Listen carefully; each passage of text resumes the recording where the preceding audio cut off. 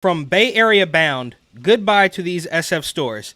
And this goes viral like every couple months. A lot of accounts have posted it. Of course, my name's Eric, and this channel is called Report and Opine. Please like, comment, share, subscribe, all that fun stuff. I'm absolutely begging you. I'm begging you, please. Come on, please. Because the algorithm is a beast. They're trying to get me to stop, but it's not going to happen. So, costs you nothing, helps me a lot. But if you want to help me even more and spend a little bit of money, of course, you can go ahead and buy my book, New York City 2020 Gotham Unglued, on Amazon.com. That link will be in the description. And this, of course, is the short list of businesses that have left San Francisco in the past couple years. And I've taken the music off because I don't want to get copyrighted. Gap, Nordstrom Rack, Saks off Fifth, Abercrombie, Nordstrom, Anthropologie, Aldo, Oakley, Old Navy, GameStop, CB2. I remember when that opened. Container Store, Disney Store, Barney's, Crate and Barrel, Uniqlo, Saint Laurent, The Ordinary, H&M, Scotch and Soda, Marmot, Steve Madden, Marshalls, Tap 41, Century Theaters. Look, and I do remember when almost all of those businesses opened, but now it's all gone, and they're trying to figure out how we can reimagine downtown. You got the mayoral candidate, Aaron Peskin, who is a complete regressive wacko loser, saying nothing outside of, well, I think we should arrest fentanyl dealers, but as far as the zombies, they should be allowed to roam the streets freely, and we're going to keep giving them money, because I can, of course, take 2 for me, 1 for them. But that's a different story. And here is current mayor, London Breed, who is, I used to say she is amongst the most corrupt politicians in the entire country, but I don't know about that anymore. It is really going around. Obviously, Tiffany Henyard has leapfrogged all of these people. So London Breed, of course, was dating the former Department of Public Works head, who was tasked with cleaning the streets, the needles, the poop, the tents, all of that stuff. He got indicted by the feds, which, of course, is saying a lot, because you have to be incredibly corrupt for the incredibly corrupt Federal Bureau of Investigation come after you. He gave her $6,000 to fix her car, even though she's the highest paid mayor in the country. But I'm getting triggered. It is a laundry list of despicable things that London Breed has done. And while we see all the businesses that are leaving, that was just a short list, right? Think about all the mom and pops that weren't named in that short video. But what does she do? Have a party. Thursdays, SF gets its own free monthly art party, right? So while everything is collapsing, just take your mind off it. We're going to have a party, right? And we all remember when London Breed was dancing at Tony, because she was just feeling the vibe while telling you that you should stay home and shut your mouth. We've seen these controversies before in this pandemic. Speaker Nancy Pelosi faced criticism over a hair appointment in the city during the lockdown last year. And of course, Governor Gavin Newsom's dinner at the French Laundry after he ordered tough restrictions across the state. Now Mayor London Breed is under the microscope. This photo, posted and later taken down from the Black Cat nightclub's Instagram page, shows a smiling Mayor London Breed celebrating with friends Wednesday night. The problem is she's clearly not wearing a mask as stated by the city's rules she put into place. There are a few drinks on the table, but nobody appears to be actively drinking them. The San Francisco Chronicle reports Breed spent the night dancing, singing along, and posing for pictures maskless. I had a good time at the Black Cat. And I think it's sad that this is even a story. The fact is, there was something that was really monumental that occurred, and that is Tony, the original members, the brothers, Raphael Sadiq and Dwayne Wiggins, who have not performed in public for, I believe, at least over 20 years. They are just really some of the most incredible artists in the history of this country and the Bay Area in particular.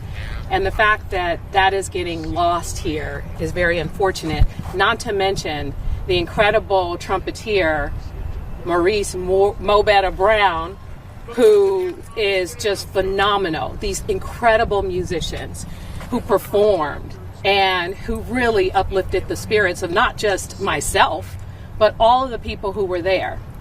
And from my perspective, you know, I was there, I was eating, and I was drinking, and I was sitting with my friends, and everyone who came in there was vaccinated. It's absolutely crazy. There is a loud, raucous storm. I hope everything's okay here in Texas. But she says, downtown First Thursdays is a new monthly street party on 2nd Street from 5 p.m. to 10 p.m. starting tomorrow. The goal is to bring 10,000 people to downtown every month for music, dancing, food, fun, or food shopping, family fun, and more. It's free to the public and represents what our city's creative spirit of collaboration and joy. Okay. This fits in with exactly what I'm doing by waiving fees and making it easier to throw these kinds of festivals. I will be there and you should too.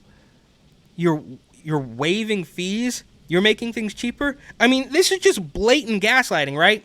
The overdoses go through the roof to historic levels, come down a tiny bit, and then they take the credit. Same thing with inflation. 41-year high comes down a tiny bit, and then they take the credit. You're waiving fees. You're making it easier. People aren't buying it anymore, right? We don't believe you. You need more people. We don't believe you. You need more people. Right? Even the weird... I mean, you could be strung out on fentanyl, self-vaccinating under the Bay Bridge in a tent, surrounded by needles, and you still have to be like, no, I think she's lying. I mean, it's absolutely ridiculous. So SF, DFT, Downtown First Thursday, is a free monthly street party hosted in downtown San Francisco, taking place on every first Thursday of the month from 5 to 10 p.m. Get ready for disco in the streets, DJs, live music, drag, martial arts, fashion, street performances, and many other surprises still to be announced. Yeah, okay, what are you going to announce, right? What could it possibly be? And here's the map. So it's going to be on 2nd Street between Market and Natoma. Yeah, okay. Now, there are worse parts. 6th, I think, is the epicenter. 6th, 7th, 8th. I mean, it's a complete zombie apocalypse. You go, west a couple blocks, and you're in the Tenderloin, which is even worse. I mean, it's all just a complete mess. So 2nd Street isn't the worst, but the bar is really low, and you expect people to go out there, right, and have a good time, have a party.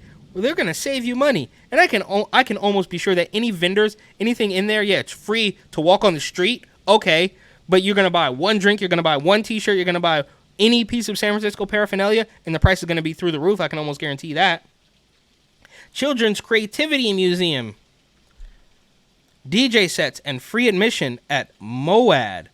Unruly Navigations curated by Key Jo Lee. Art by Rachel Jones and Value Test Brown Paper by Mary Graham. I don't even know what that's supposed to mean. I think this is the Museum of African Diaspora. So, right, we're going to throw in drag queens and racism, and I guess that's going to convince people to come because the brain rot is through the roof. The mind virus, as some might say, is just running rampant in San Francisco.